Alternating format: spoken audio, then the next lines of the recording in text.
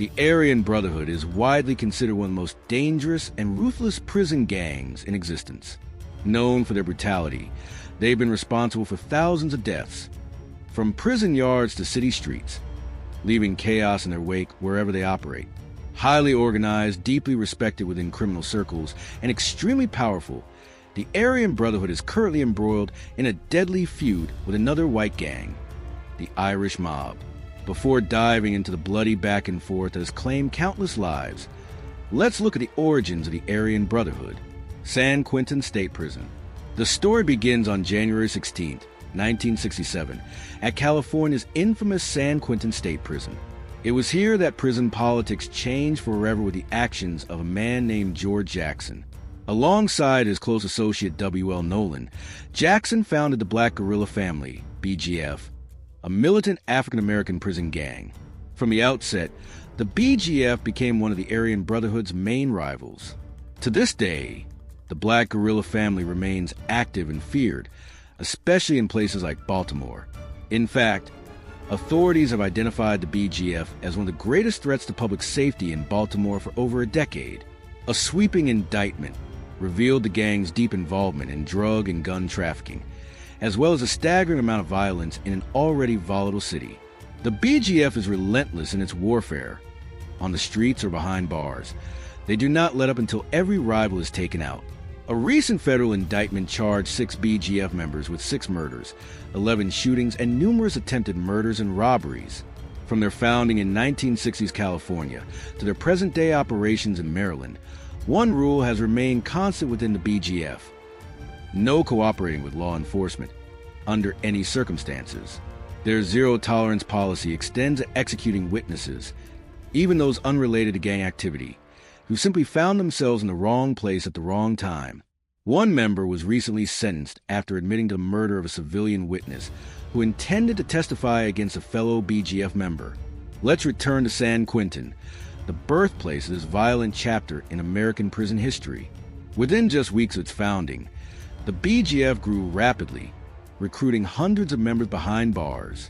They quickly asserted their power with a violent statement. On January 16, 1967, 4 BGF members attacked and fatally wounded Robert Holderman with improvised blades. He died the following day. What followed was the largest riot in San Quentin's history, a brutal clash that pitted roughly 1,800 Black Guerrilla Family members against white inmates in an all-out bloodbath. Outnumbered and disorganized, the white inmates knew they needed to unify or be wiped out. In response, they formed their own group, what would become the Aryan Brotherhood.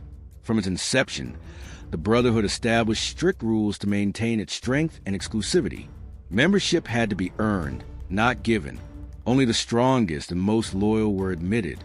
Survival in San Quentin required unwavering toughness, and letting in the wrong man could mean death. Their code was clear: blood in, blood out. Leaving the Brotherhood meant dying. Another foundational rule, like in many street gangs, was an absolute ban on snitching. Cowardice was not tolerated, and members had to always be ready to fight, stab, or kill if ordered. Every new member had to swear a sacred oath, a ritual held in such esteem that it's rarely shared publicly. Internal competition was fierce. To climb the ranks and earn status, members had to put in work. Acts of violence carried out to earn stripes. Whether it came naturally or not, members were expected to terrorize their environment. If a superior gave the order to kill, that order was to be carried out without hesitation. White paramilitary. The Aryan Brotherhood operates like a paramilitary organization with a strict chain of command and a culture centered on power, dominance, and fear. One former member described it simply: it's all about bullying. It's about what I can take from you. And if you don't like it, we'll stab you and beat you off the yard. He was a part of the AB for nearly a decade and lived to tell the tale. In the Aryan Brotherhood, obedience is absolute. When a higher-ranking member gives an order, you're expected to carry it out without hesitation or question. But the brutal loyalty comes with its own rewards. The more violent acts you commit, the faster you climb the hierarchy and the more respect you earn. The highest level of authority within the Brotherhood is called the Commission, a position reserved for the 3 most ruthless members. To even be considered for this elite rank, You needed to have multiple confirmed kills under your belt. Once the white inmates at San Quentin had formed a cohesive and organized gang, it was time to escalate their war with the Black Guerrilla Family, BGF. They armed themselves with homemade weapons and waited in the chow hall. After everyone had eaten, they launched a surprise attack and assassinated 2 high-ranking BGF members. In retaliation, the BGF responded swiftly. By the end of that same day, 2 white inmates were dead. The violence was spiraling out of control. To curb the bloodshed, the San Quentin warden made a critical decision. All known Aryan Brotherhood and BGF members were to be transferred to different prisons. Almost immediately, the atmosphere in San Quentin changed. The stabbing sprees, the terror, and the chaos subsided, at least temporarily. But fixing one problem often creates another. The transfers didn't end the violence. They simply spread it. Both gangs began using the prison relocation as a recruitment tool, expanding their reach. Soon, Aryan Brotherhood chapters were scattered across the state of California, sowing destruction in nearly every facility they were moved to. They had established themselves as a dominant force within California's prison system. If you were a white inmate in California during this era, joining the Aryan Brotherhood wasn't optional. It was a matter of survival. Outnumbered by their BGF rivals, white prisoners were often forced to choose: pledge allegiance to the Aryan Brotherhood or risk ending up in a body bag. It didn't matter what your personal beliefs were. You were expected to be combat ready at all times because violence could erupt without warning. At one point, it was estimated that 9 out of 10 white inmates ended up joining the Brotherhood. And for those who were lucky enough to get released from prison, the Brotherhood's grip didn't loosen. Membership was for life. Once you took the oath, there was no walking away. Your loyalty to the Brotherhood had to continue on the streets, often through further criminal activity in service of the gang. During this period, the Aryan Brotherhood began to gain national attention, not just for their violence within California prisons, but for expanding their operations beyond state lines. In 1969, they made their first major move outside of a U.S. prison, and it shocked the nation. Brotherhood's Code. A young Brotherhood member named Bobby Marks, known for his charm and ability to manipulate women, was transferred from a prison in Sacramento to a facility in Florida. There, he befriended another inmate from Texas named Jack Twinning. Together, they began enforcing the Brotherhood's code with violence, spreading fear in the Florida prison system. Eventually, Bobby, who was incarcerated for murder, was released. In hindsight, it was a catastrophic mistake. He and Jack went on a rampage, murdering 4 police officers in cold blood. That act ignited national outrage and made the Aryan Brotherhood a household name for all the wrong reasons. Across the country, public sentiment turned fiercely against the organization. The only ones who celebrated the killings were the Aryan Brotherhood itself. Instead of punishing Bobby for his actions, they rewarded him by promoting him to a higher rank within the gang. Jack, however, was killed during the standoff with police and never saw the rewards for his crimes. In an unexpected twist, Bobby later began to feel remorse for his actions. Haunted by guilt, he made a decision to walk away from the Brotherhood, something nearly unheard of in the gang's history. After Bobby attempted to leave the Aryan Brotherhood, his decision didn't go unnoticed. One of the gang's most feared high-ranking members, Thomas Silverstein, issued a green light on Bobby's life, a death order. Bobby had no choice but to go into protective custody, where he remained for the rest of his prison sentence. The Aryan Brotherhood is notorious for turning on its own if it suspects even a hint of disloyalty. Total, unquestioned allegiance is the price of survival. Throughout the 1970s, the violent feud between the Aryan Brotherhood and the Black Guerrilla Family, BGF, raged on, claiming an untold number of lives. Looking for a strategic edge, the Brotherhood aligned itself with another deadly and powerful prison gang, the Mexican Mafia, also known as Laim. With deep connections in the drug trade stretching from California to Texas, this alliance gave the Aryan Brotherhood new muscle and influence. For example, recent federal operations in San Antonio, Texas, linked the Mexican Mafia to major drug trafficking rings. Authorities seized 15 firearms and over 20 kilograms of methamphetamine and cocaine in one raid.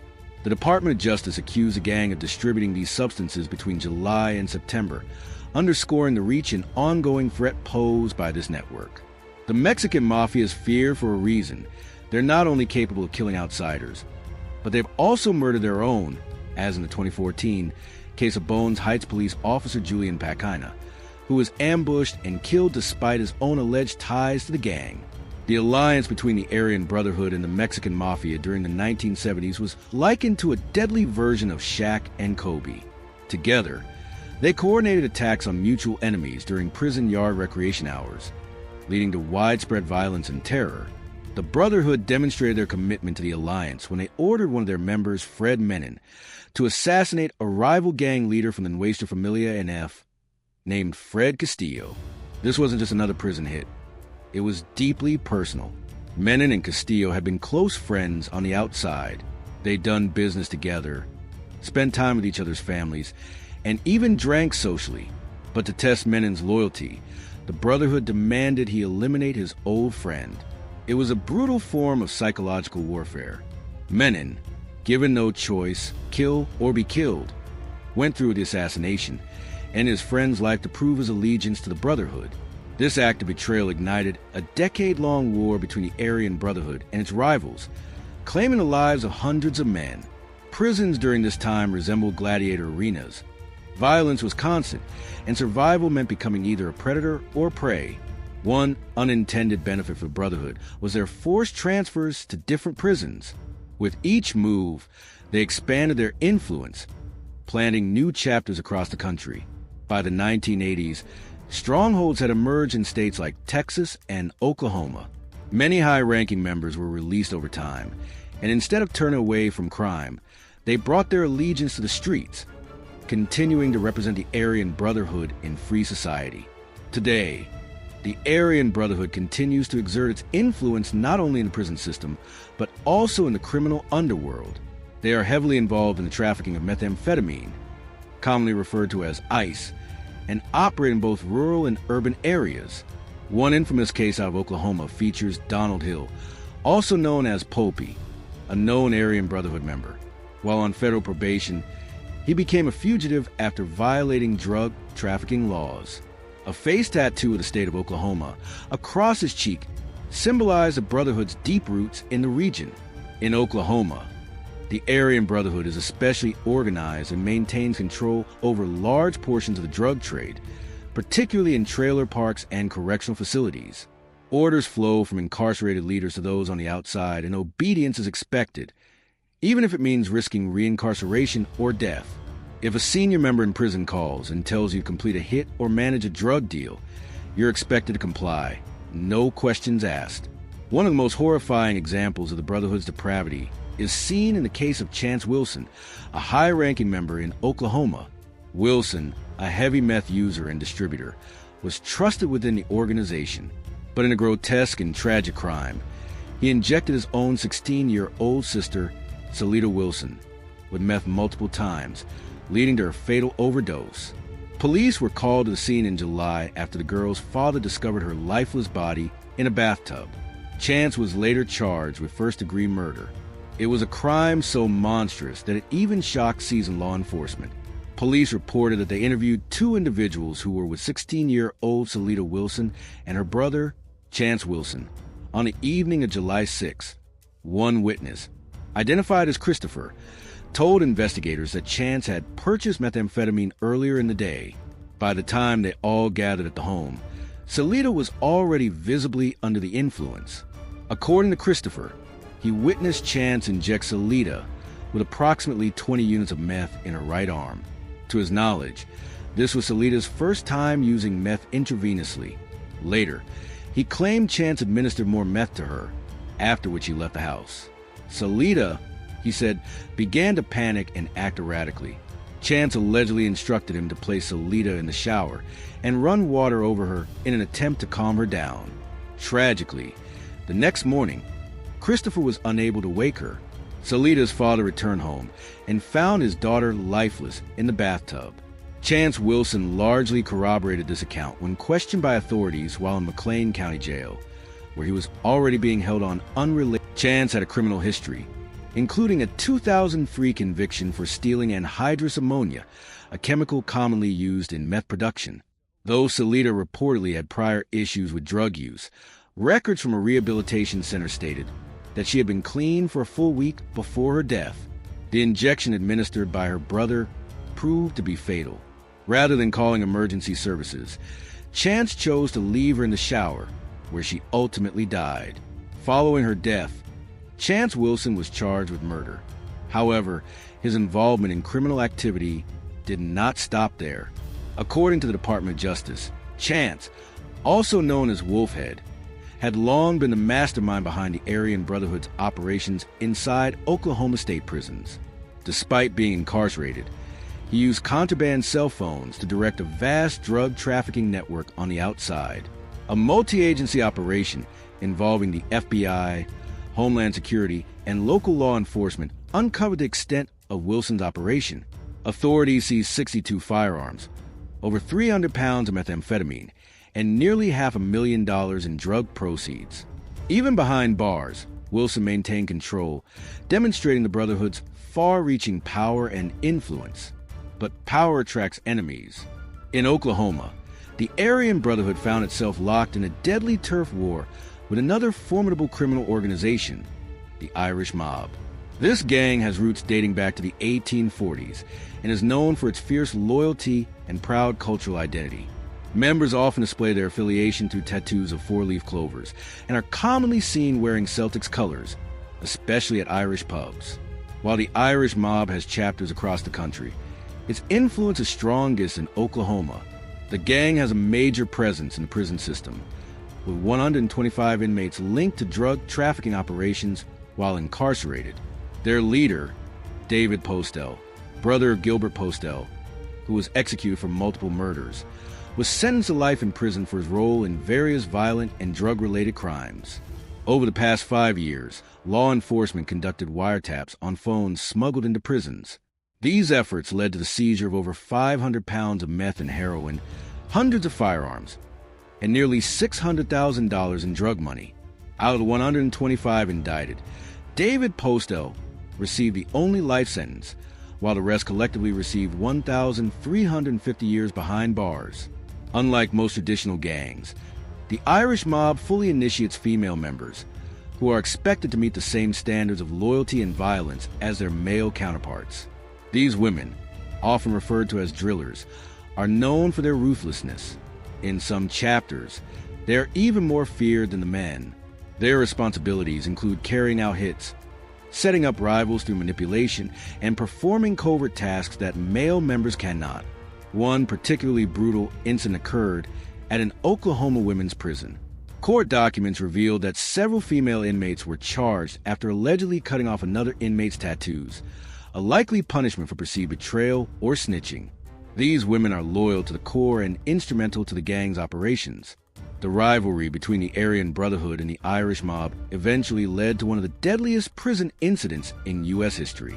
At Cimarron Correctional Facility, located near Cushing, Oklahoma, 4 inmates were killed within just 2 minutes during a violent altercation within the same cell block.